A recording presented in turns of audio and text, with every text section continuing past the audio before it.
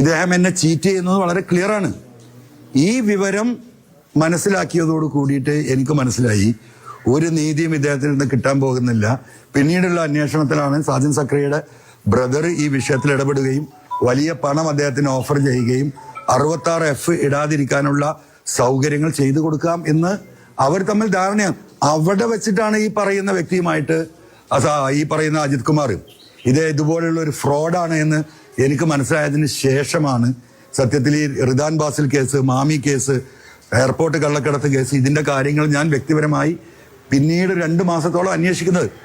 അതിനുശേഷമാണ് മലപ്പുറത്ത് മരമുറിയുടെ വിഷയം അതിന്നാണല്ലോ തുടങ്ങുന്നത്. അങ്ങനെ തുടങ്ങുന്നു. ബഹുമാനപ്പെട്ട മുഖ്യമന്ത്രിക്ക് അതിനുശേഷം, അതായത് അജിത് കുമാറുമായി ഞാൻ കണ്ടുമുട്ടി ഏകദേശം 2 മാസത്തിന് ശേഷമായിരിക്കാം പിന്നീട് എന്താ പറയാ മുഖ്യമന്ത്രിക്ക് ഈ പരാതി ഞാൻ നൽകുന്നത്. ഈ പൊതുവായിട്ടുള്ള ഇപ്പം SIT അന്വേഷിച്ച് അയാൾക്ക് ക്ലീൻ ചീറ്റ് കൊടുത്ത് വിജിലൻസ് കോടതി പറ്റില്ല എന്ന് പറഞ്ഞ ആ പരാതി. അപ്പൊ ഇതാണ് ഇതിന്റെ വസ്തുത.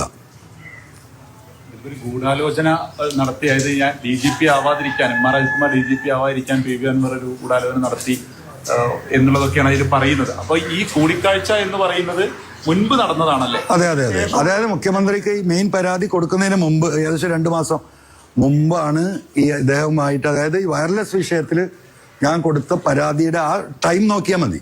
ഏകദേശം ആ ടൈമിലാണ് ഇദ്ദേഹത്തെ അന്ന് ഈ വിഷയവുമായി ബന്ധപ്പെട്ട് കിടന്നത്. പിന്നെ ഞാൻ എന്ത് കൂടാലോചന നടത്തേണ്ടത്? എനിക്ക് എന്താ അദ്ദേഹം എൻ്റെ എന്താ പറയുക പങ്ങളെ കെട്ടി കാര്യം നിർത്തുള്ളൂ. എനിക്കെന്താ അദ്ദേഹത്തോട് വിരോധം? അദ്ദേഹം കേരളത്തിലെ RSSന് വേണ്ടിയിട്ട് പണിയെടുക്കുന്നു. അദ്ദേഹത്തിന്റെ ബന്ധം മുഴുവൻ കേന്ദ്ര ഗവൺമെന്റുമായിട്ടാണ്.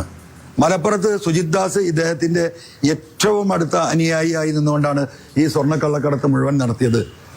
അതൊന്നും ഈ പണം ഒന്നും പോരാഞ്ഞിട്ടാണ് മരം മുറിച്ചു കൊണ്ടുപോയത്. ഈ വിഷയങ്ങൾ വസ്തുനിഷ്ഠ മാമി ഇപ്പോഴും തെളിഞ്ഞിട്ടില്ലല്ലോ. ഞാൻ പറഞ്ഞ പരാതി ഇപ്പൊ അവസാനം പോലീസ് കമ്മീഷണർ തന്നെ IG തന്നെ പരാതി കൊടുത്തില്ലേ? പോലീസിന്റെ അന്വേഷണത്തിൽ ആദ്യം വീഴ്ച ഉണ്ടായിരുന്നു എന്ന് പറഞ്ഞ് പോലീസ് അന്വേഷിച്ച ആദ്യത്തെ ഉദ്യോഗസ്ഥന്മാർക്കെതിരെ ഇപ്പൊ നടപടി ഉണ്ടായി. മാമി കേസ് ഇപ്പോഴും തെളിഞ്ഞിട്ടില്ല. റിദാൻ ബാസിൽ കേസിൽ ഇവിടെ നിൽക്കുകയാണ്. സ്വർണ്ണക്കള്ളക്കടത്തില് ആ വഴിക്ക് ഈ പറയുന്ന SIT അന്വേഷിക്കാൻ പോയിട്ടില്ല. അപ്പൊ ഞാൻ ഞാൻ വസ്തുതാപരമായ കാര്യങ്ങളാണ് പറഞ്ഞത്. അദ്ദേഹത്തിന്റെ ഫ്ലാറ്റ് വാങ്ങിയത്, അദ്ദേഹത്തിന്റെ കവടിയാറിലെ വീട് വാങ്ങിയത്, ആ രേഖകളാണല്ലോ ഇപ്പൊ കോടതി ഏറ്റെടുത്തത്. കോടതി അതിൽ കണ്ടെത്തിയല്ലോ. 10 ദിവസം വിറ്റെന്ന് പറയുന്ന ഫ്ലാറ്റ് 2009 അദ്ദേഹം വാങ്ങിയതാണ്. പക്ഷെ ഇവിടെ വിൽക്കുന്ന ഘട്ടത്തിലാണ് ആധാർ രജിസ്റ്റർ ചെയ്തത്. അതുകൊണ്ടാണ് അങ്ങനെ സാങ്കേതികമായ കാരണം വന്നതെന്നാണ് അജിത് കുമാർ പറയുന്നത്. അതിലൊരു അടിസ്ഥാനമില്ലല്ലോ. നമ്മളൊരു പ്രോപ്പർട്ടി വാങ്ങിക്കഴിഞ്ഞാൽ നമ്മൾ രജിസ്റ്റർ ചെയ്യല്ലോ. 10 കൊല്ലം ഒരു രജിസ്റ്റർ ചെയ്യാതൊരു പ്രോപ്പർട്ടി ഉണ്ടാവുമോ? ഇതെന്താ അടിസ്ഥാനമാണ്? അങ്ങനെയാണെങ്കിൽ തന്നെ അതിന് പാർട്ട് പേയ്മെന്റ് കൊടുക്കൂലേ?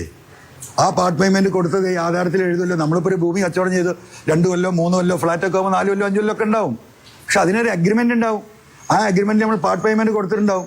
അപ്പൊ നമ്മൾ പൂർണ്ണമായിട്ടും ഈ പ്രോപ്പർട്ടി നമ്മൾ രജിസ്റ്റർ എടുക്കുമ്പോൾ ആ ആധാരത്തിൽ ആ കൊടുത്ത എമൗണ്ടിന്റെ ഡീറ്റെയിൽസ് മുഴുവൻ എഴുതും. അങ്ങനെയാണല്ലോ നടക്കാറുള്ളത്. ഇതൊന്നുമില്ലല്ലോ. MR അജിത് കുമാറിനെതിരെ നേരത്തെ PV അൻവർ ഉന്നയിച്ച ആരോപണങ്ങളുടെ തുടർച്ചയായിട്ടാണ് അനധികൃത സ്വത്ത് സമ്പാദനവുമായി ബന്ധപ്പെട്ട വിജിലൻസിന്റെ അന്വേഷണം ഉണ്ടായത്. ഇപ്പോൾ വിജിലൻസ് കോടതി റിപ്പോർട്ട് തള്ളിയ സാഹചര്യത്തിലാണ് അൻവറിന്റെയും പ്രതികരണം വരുന്നത്.